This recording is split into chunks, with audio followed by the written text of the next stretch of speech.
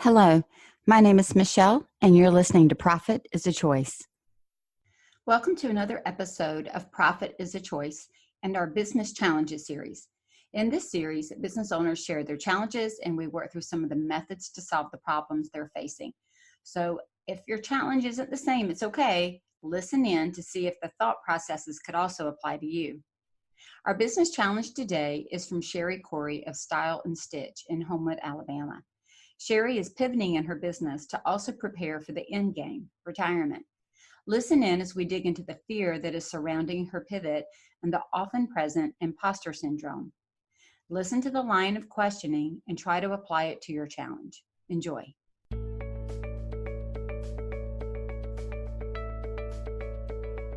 Every day, empowered entrepreneurs are taking ownership of their company financial health and enjoying the rewards of reduced stress and more creativity.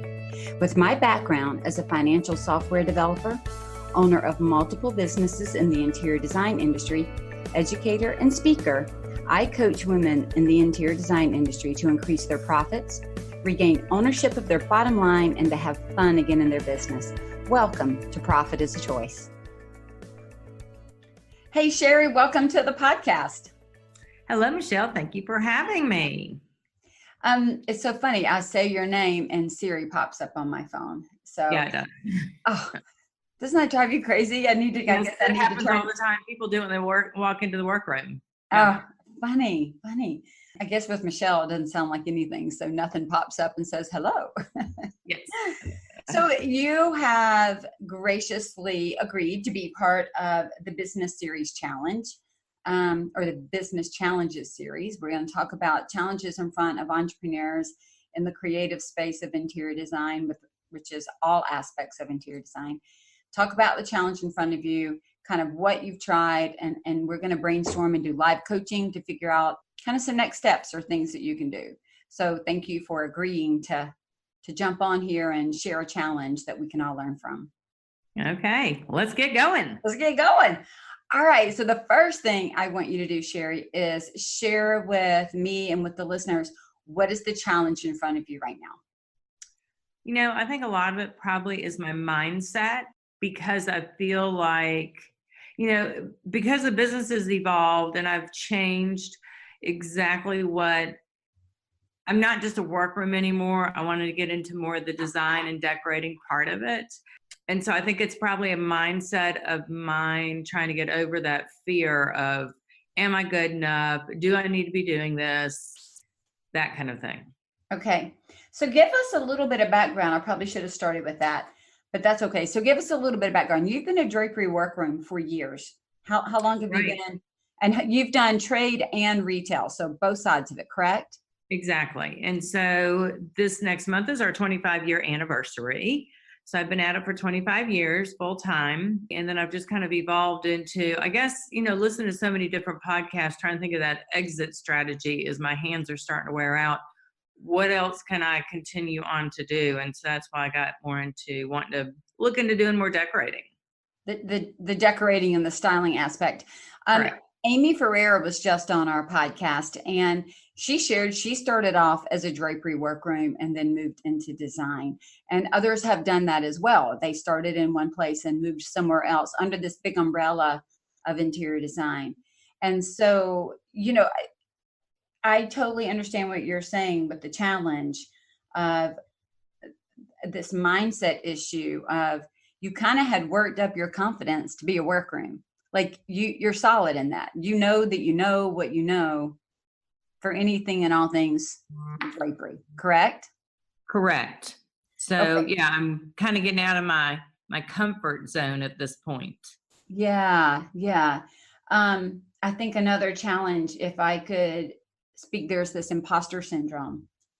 Yes. And I think that's part of what you're dealing with here is, it is very normal for us to be in their home selling them window coverings and they go, oh, can you help me with a color? I was telling somebody yesterday, I did window coverings as a business for 16 years and I will call it design light in most cases, because I didn't want to go shop for a lamp in the middle of everything in their room.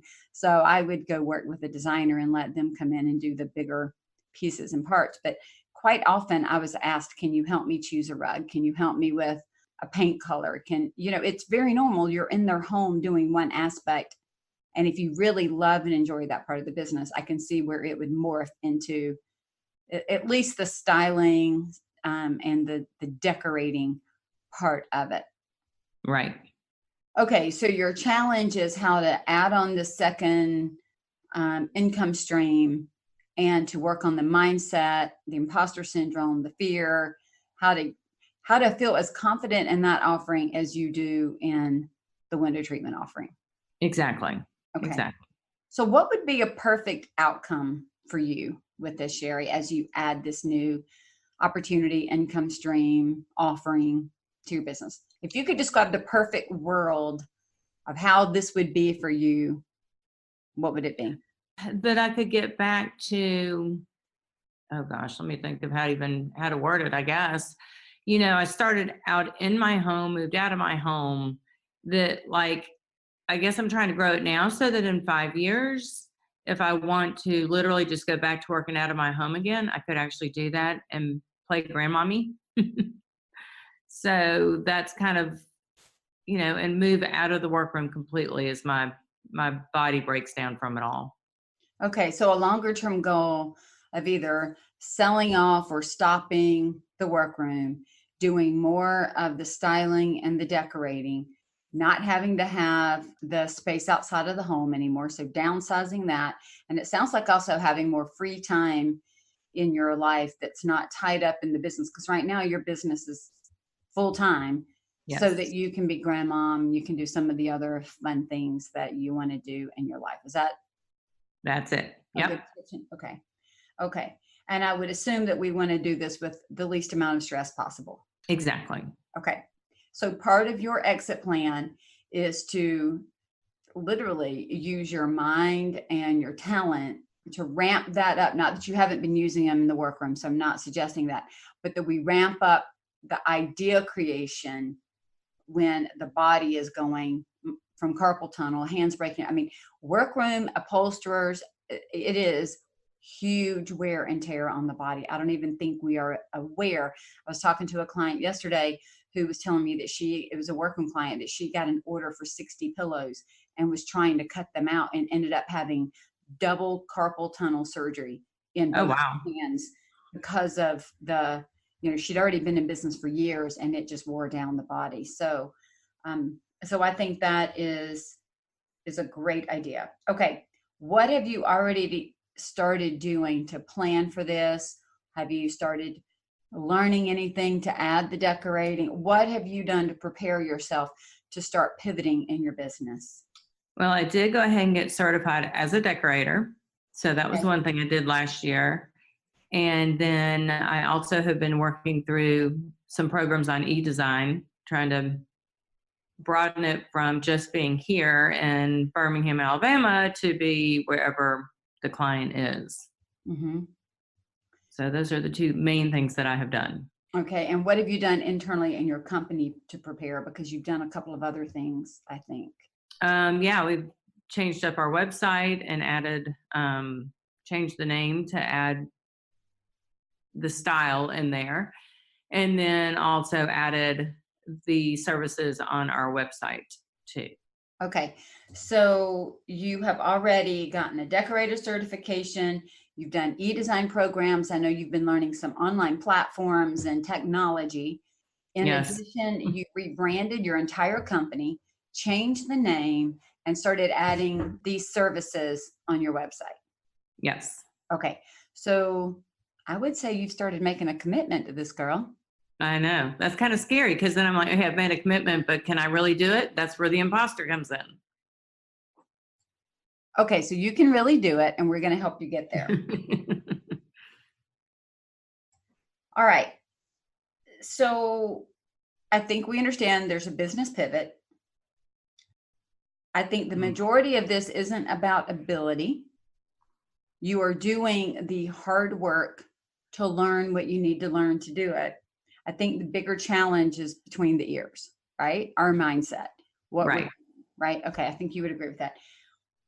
What is it that you're not willing to do to make this happen? Is there anything that you feel like, I really don't want to do that? I'm really not willing to do that. Go back to school. Okay, that's fine. So at your age and at your stage of career in life, you don't want to go all the way back to school. Right. Okay, Right. fair. And when you say all the way back to school, you're talking what? You don't want to go back to do another full degree? Like a full degree, interior design degree. Okay. And I can appreciate that. When you're looking to exit a career, within 5 to 10 years, you certainly don't necessarily want to start all the way over to do that. Right. Right. I know someone my own age, and she was saying that she starts school in January. I'm thinking, oh, good gosh, no, that is not on my bucket list. No more school. I'm too old for that. So I love it. It's so funny. What do you think are the barriers to get where you want to go? What is it that's in front of you and stopping you? So we know mindset is one. Is there anything else that you think is a barrier to the successful pivot that you want? I guess finding those people, finding those clients and I'm not looking for, there's so many high-end designers out there. I'm not looking for high-end design clients. I really want to be more the middle of the road, people who just need help, but don't have a whole lot of money, but they still want their homes to look just as nice. Because you're not necessarily looking to do full service design. You're looking to come in and do decorating and styling. And fluff them up. Yep. Fluff them up. I love it. So you ready to jump in and let's talk about some? Yes. All right. Hit me with it. Hit you with it. All right. So the first thing that I'll say to you is what I say to almost everybody that is doing the business challenge. And I think you've done some of it. So I would encourage you to go back and look at that perfect outcome that you want and go through a visioning exercise. You will probably hear me say that on every one of these challenge podcasts. Go through a visioning exercise as much as you can. And that means, Sheri, to really go through and write down what it is you think you want. I want to be able to work 3 days a week. I want to work with clients that have budgets of ABC and XYZ, who live in homes around this size, who are young professionals, maybe young family members. I know that you have a heart for young adults who've just gotten married or who are getting their life started, because you have sons in those categories. And so because you know what it's like to be able to go in and offer, a lot of these young, or let's say late 20, mid 30s, they can afford e-design. They can afford some of the styling, maybe easier than they could a full-blown, interior design, start over from nothing to something. And so that's kind of this group. And then you also are used to working with people your age and older who say, I've had all these things. I've collected all these things. I don't want to start over. I just want to freshen it up. Is that right? Right. Those are my two demographics I want.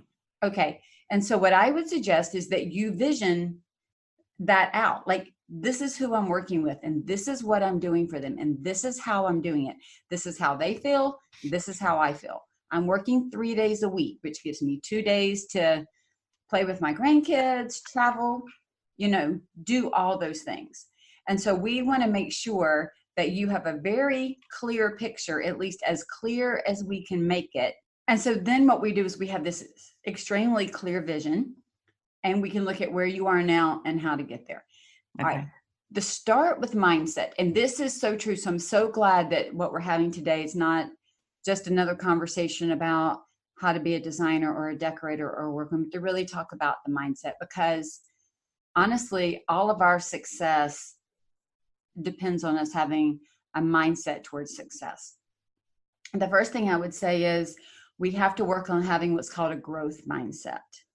And a growth mindset says that our ability to learn is not fixed. So we have the ability to learn and to grow. So even though you don't want to go back to, I would say, a 4-year formalized schooling experience, you're not against learning. Right.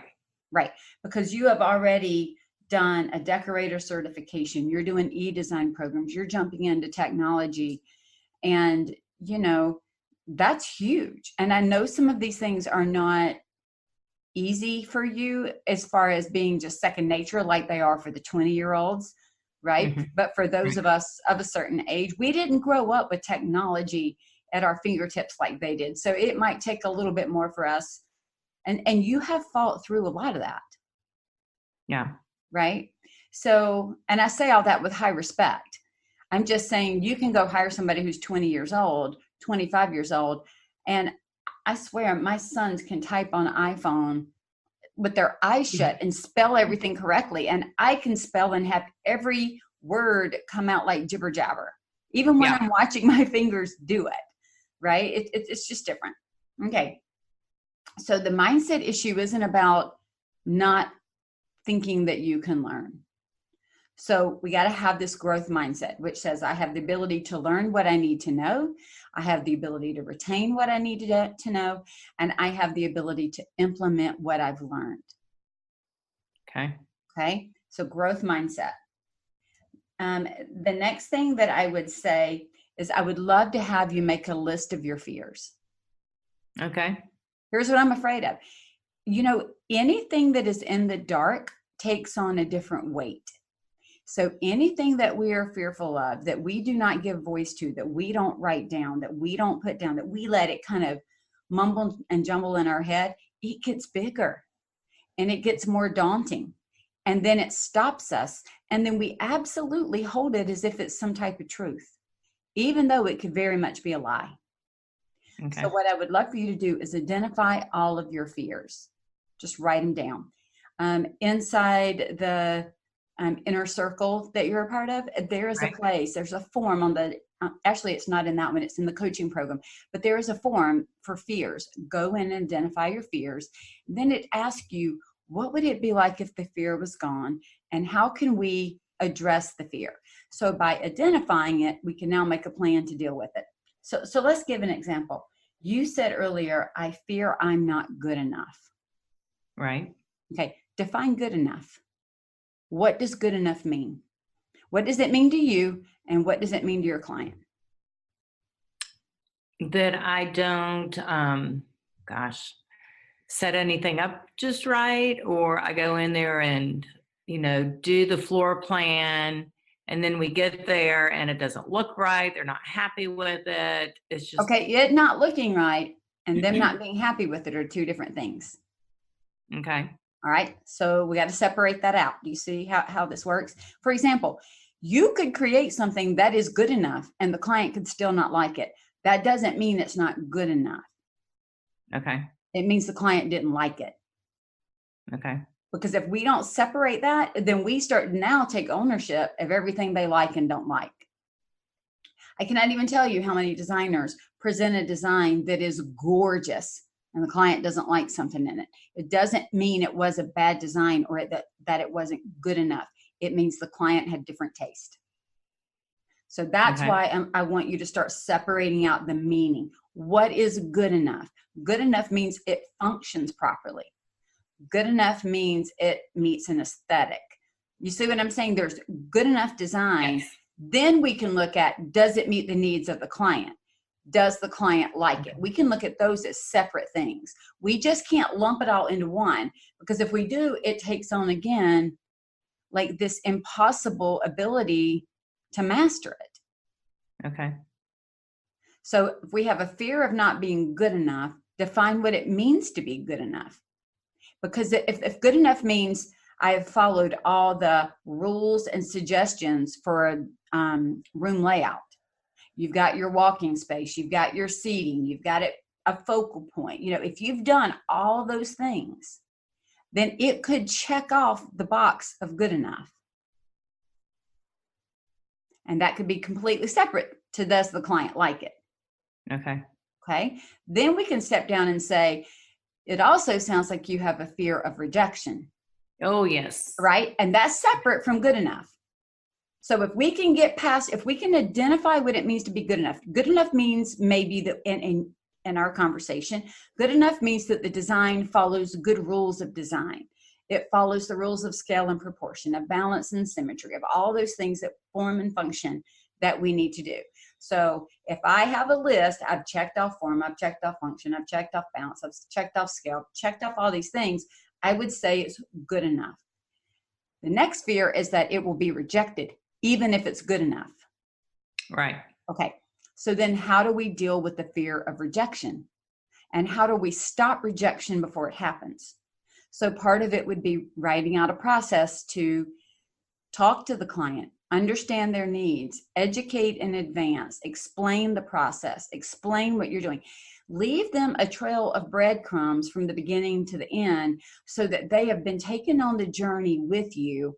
They're less likely to be shocked and to be unhappy because they felt heard.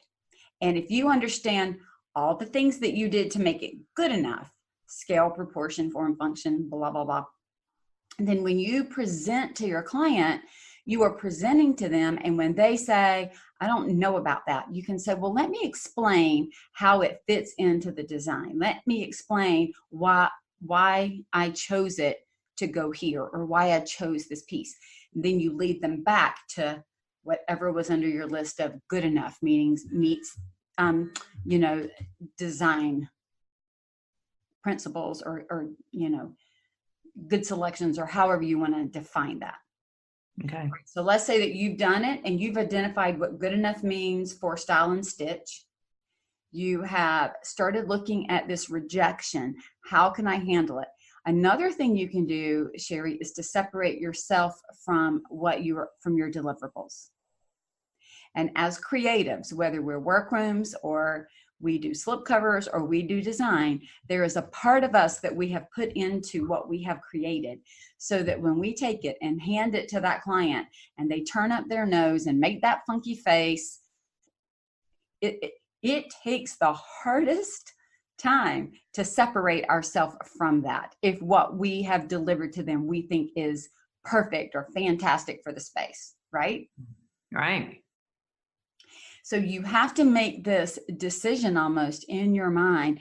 I am not my work. So what they're doing is telling me they don't like the lamp. They don't like the color of the chair. They don't like the fabric. They're not saying, I don't like Sheri. I don't like your company. And if they are going that far, then they are really being rude. And so the rejection sometimes is not a bad thing if they're rejecting an item. If they come out and say, I hate the whole thing, yeah, that's going to hurt.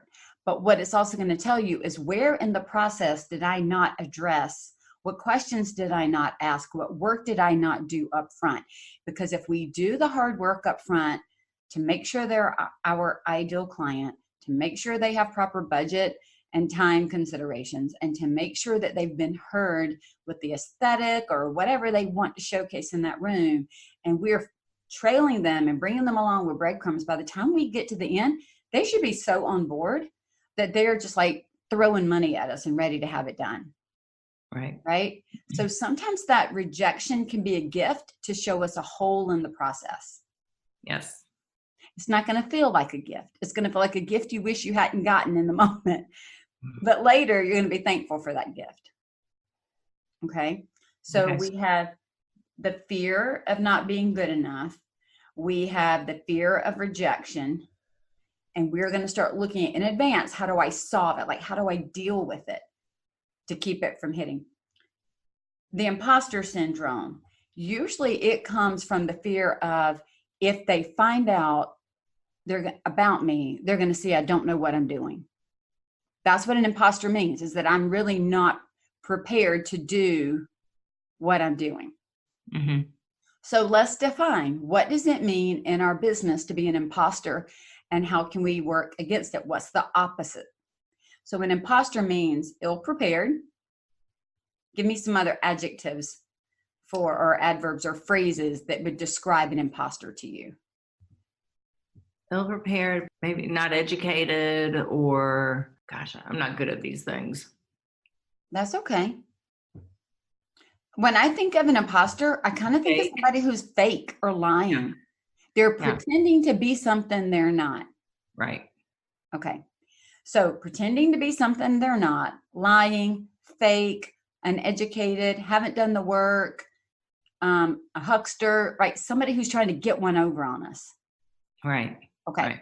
So if that's how we in our minds define imposter, what is the opposite of imposter? Somebody who Knows what they're doing. knows what they're doing, Well educated. educated in that area. And I think that's where mine comes in. It's like, am I educated enough? Okay. Let's keep going with defining it, and then let's go back to that. Okay. Okay. So they're educated. They are well informed. They are there to serve. They're knowledgeable. What else? They're not a fake. They're, right. I mean, this word has been thrown about way too much, but they're authentic. They are true in their expression of themselves, their services. They're not telling you they're more than they are. Right. Okay. All right. Okay. So we've defined imposter, and we've defined somebody who's not an imposter. Okay. Okay. So if our fear is being seen as an imposter, we have that checklist. Don't be that. Okay. And so instead, what we want to do is go, how can I make myself be more like the not imposter category? All right. Mm-hmm. And the things that we had on there was educated. And you said, I'm fearful I'm not educated enough. Now, one thing I would say is you are not trying to sell your services as a designer. You were selling them as styling and decorating. So I think that is one way that you've already chosen to be very clear with what you're bringing to the table. The ability to style and to decorate. I'm not trying to be a full-blown designer and knock down walls and do full renovations for people and all the things that it takes even more education to be able to do properly. Correct? Correct. Okay. Correct. So you've already started to differentiate yourself so that you can be true to what it is you know and have learned. Okay. Now let me say this to you. And this may cause some friction with some people, but that's okay. I don't believe that in most cases it has to be a 4-year degree with a master's and a PhD on top of it to get things done in this industry. I am not discounting the 4-year degree at all. I think it is fantastic. But you're not trying to take on some of the work that the 4-year degree would teach. You're not trying to come in and say, let me give you shop drawings and let me give you CAD drawings. That's not what you're doing.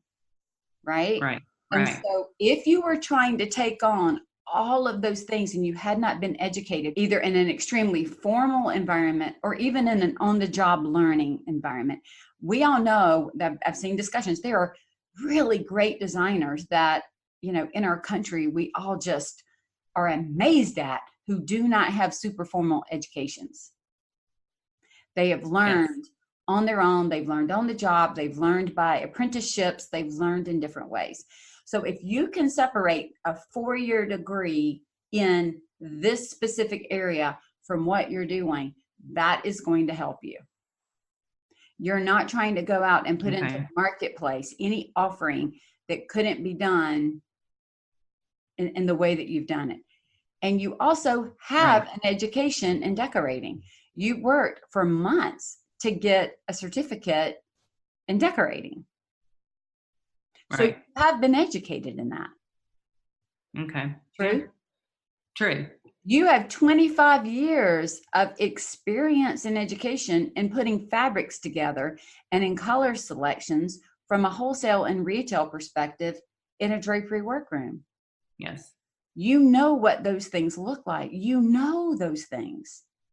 I need you to write down what you know and are confident in. I know how to select color. You've had color classes. Yes. You've done a lot of the classes. Write down all of the training you've done over the last 25 years, all of it that you can remember. Okay. I know this. Good point right there that I can remember. Yeah, that you can remember. Well, we're all like that.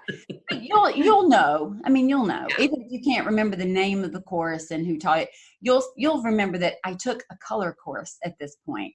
I took a decorating course. I've taken this course. You know what you know. And as long as you are serving and selling what you know, you should be confident in that. Right. The lack of confidence comes when we're selling and serving outside of what we know. Now that may be added in as you go. Oh, now I want you to go do this for me. And you've never done it before. That happens to all of us all the time. Like we never just do the same things all the time that we know. But you're not starting off moving walls Right. and redoing all the electrical plan or lighting plan for somebody. You're coming in and choosing a paint color and how to style a bookcase and how to move the room around and how to add in new art. Right. Number one, Okay. add courses on it. Lots more than just that one. You've had lots of secondary courses that have fed into that. You have 25 years of experience of working with pattern and texture and shape and proportion. Right. I mean, that's an all day, every day in the drapery workroom, scale and proportion. You have an understanding of those things. All you're doing is taking that same skill set and translating it to something else. Okay. Does that make sense? Yes. Yes. So I want you to write down your education. Write down what you've done. Write down where you feel confident. And then realize we're just translating that same skill set from the workroom into a space. But you're not taking on everything. So we're not trying to be an imposter for a designer. We're trying to say, I'm confident styling your bookcases. I'm confident helping you choose a piece of art for this room. I'm confident to give you another layout. Number one, because I've done it. And number two, because I've been educated in it through courses and experience. Okay. So then you can start to build the confidence that you're selling what you know, not what you don't know. Okay. Okay. So we're going to define what is good enough, what's not good enough, and work towards that. We're going to talk about the fear of rejection. You're going to identify what does it look like to be rejected and how can I stop it? Like you're going to identify the breadcrumbs, the education, the process that you're going to take them through. What is my procedures to get them from I'm calling you to I love the space? Because that's going to start to remove it. You're also going to separate who you are from what you're offering them, so that if they reject the design or the idea, they're not rejecting Sheri the person. That's one of the biggest pieces right there ever. Right. Is being able to separate the artist from the art. Yes. Easier said than done, isn't it? Oh, yeah. Oh, yeah. And then we're going to tackle this imposter piece by saying, what is an imposter and what is somebody who's confident that I would say is not an imposter, and how can I be her? Like, what has she done to own her space? And what have I done to own my space? And define your space. And if you're working within the space where you're confident and educated, you're not going to feel like an imposter. And honestly, I felt like an imposter. I think I've mentioned before, when I worked in software, I had a degree that backed up. Now, did I know everything going into my job in software right out of college? Heck no. I had a 4-year piece of paper, the equivalent of, because I did it in less time, but I had the equivalent of a 4-year degree walking in that says I knew enough that I should be able to learn how to do that job. But I did not know how to do that job the day I walked in. Okay. But as I grew into that position and grew into that job over 10 years, what I did was I used that 4-year degree as kind of the foundation that I stood on, because that's what opened the door for me to get the job. I wouldn't have gotten that job without that piece of paper. That's the way that worked. Okay. So that when I started my drapery workroom and people were asking me to do things for them and putting me in magazines, I wouldn't even tell anybody, because I thought, I don't have a piece of paper behind my name. I don't have that degree. I don't have the alphabet soup of letters behind my name. And so then I was fearful of putting anything out there. And that really held me back. So Sheri, are there any other fears or any other ideas or mindset limitations that you know of? We talked about the fear of good enough, the fear of rejection, the fear of am I educated enough, being an imposter or being very real. Are there other fears or other mindsets that you think are holding you back? I think those are the main ones. The only other one that would be was, fear of losing money. I mean, fear of when they do reject something that you've done and you have to replace everything, or, does that make sense? Yeah. Here's the beautiful thing though. So let's talk about the fear of losing money and replacing things. First of all, we're going to have a really great business practice that says we don't order anything that they don't pay for 100% in advance. Okay. Yeah. So, And that's what we pretty much do with with the workroom too. right. So we're going to do the same thing. We are going to make sure that they approve it before it's ordered and pay for it before it's ordered. And we're going to have in our contract or a letter of agreement that all orders are final and cannot be returned. So we're going to put some things in place that are going to prevent that. Now, we can still lose money, and there are times we're still going to give money back just to preserve the relationship, the business, the Google review, whatever it is. But if we are, again, dropping breadcrumbs all along the trail, we're listening to them, we are collaborating with them at the correct level, and we are educating them along the way, and they are approving as we go, we have a much better chance. So a lot of that about losing money has to do with the process that we have created to get them from the beginning to the end. So that's where we're going to go and say, okay, I have a fear of losing money. And that's a very real fear. So where do I see myself losing money? What scenarios, right? Write out the scenarios and then back it up and write a plan and think of what we can do in advance. 9 times out of 10, when we have those terrible things happen, it's because of all the things that happened before. Just like with profit is a choice, the whole thing that I teach is I might look at your P&L to have an understanding of the financial health of your company, but that's just giving me a number. We got to go back and look at all the decisions that created the number. Them giving you rejection, I want my money back, any of that is just a response to something that happened before. And so if we can say this is the response I don't want, how do we back up to change the interaction that created the response? Right.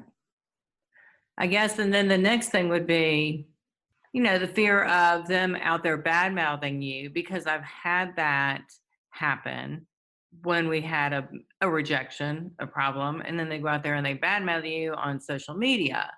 Right. So I guess that's my other fear is they're not happy. So they're just going to go, you don't get the good reviews. You always get the bad reviews. Right. All right. So here's this. I have a fear of getting bad reviews. Why did I get bad reviews? Let's go back and look at the process that led up to that. What could I change, fix, add, delete, whatever, to hopefully change the outcome? And then the next thing that you can do is, you're right. If somebody's got something bad to say, they're going to tell everybody. What you do is you start soliciting reviews from all the people who love what you do. So then you flood the account with great reviews. Because if you don't, the bad review takes up much more space. But if you get a lot of great reviews, it pushes it down. And then if you've got 50 great reviews and 1 bad review, what do most people think when they read that on a site? That was one weirdo, or that was one person who had a problem. Right. They probably weren't willing to work with her. When you got 50 great and 1 bad, you got 1 good and 4 bad because the people who love you don't write anything, it gives a different picture.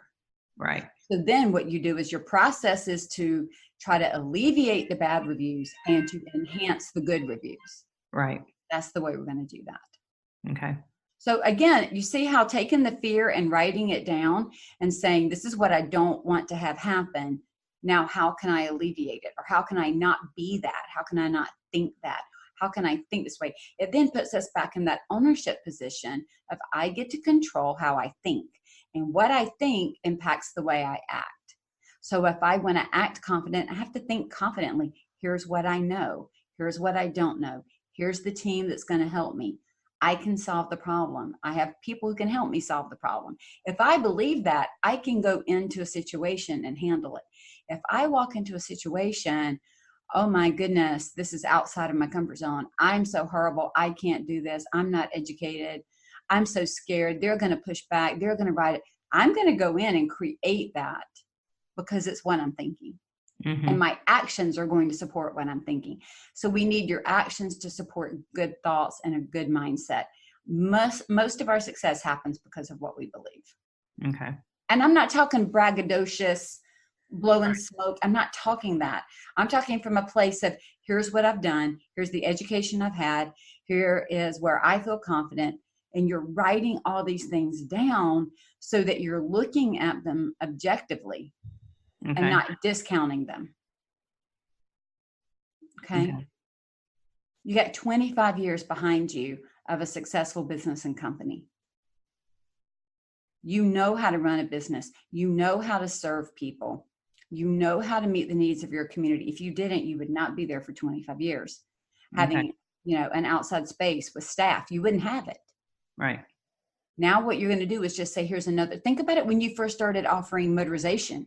When you start offering new pieces and parts and technology within window coverings, we didn't have all that. We didn't have Ripple Fold 25 years ago that we were offering. Think of all of that. Every single time you used the confidence in what you knew about something else to apply to the new situation, correct? Right. That's all we're doing here. We're taking everything that you know from the last 25 years and from all of your education and applying it to the next opportunity. Okay. Does that help? Yes. Yes. So you're going to go start making some lists now, right? Yes. These things? I'm like you. I like those lists. I like to be able to have things to check off and to remember and to, and to think about, right? So what we're doing is we're moving this discussion out of our head and we're putting it on paper because we can look at it differently on paper. We're not inside the problem. We're outside of the problem or the challenge. Okay. Yeah. Super important. Write it down, deal with it. Then what you can do is say, if I don't want C, I need to change the process of A and B.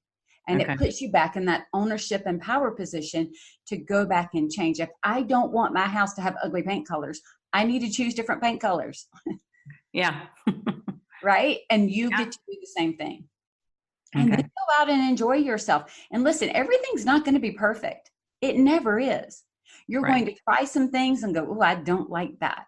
And you're going to try some other things and go, wow, that really felt like fun. That felt enjoyable. And then you're going to start attracting more and more of that work. Okay. But we got to keep you moving.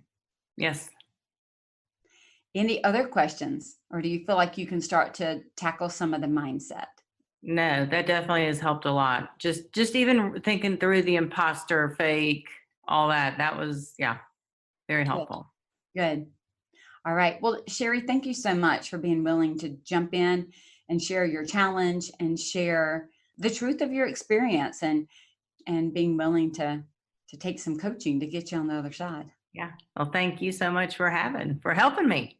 You're welcome. Have a great day. You as well. Thanks. Bye. Thanks, Sheri, for sharing your challenge on the podcast today. Each of us has most likely faced some of the fears you mentioned, if we're honest. And even if we think we've conquered them, they can easily rear their ugly heads at any moment if we're not diligent to stay on top of our mindset. And this is an area that we focus on a lot in the Designer's Inner Circle. Why? Because as we mentioned on the podcast, our success is determined primarily based on what we think. Join our community and be supported in your mindset. Learn to have one of growth and success and not fear and failure and defeat. Details can be found at scarletthreadconsulting.com. And remember, profit's a choice. It doesn't happen by accident.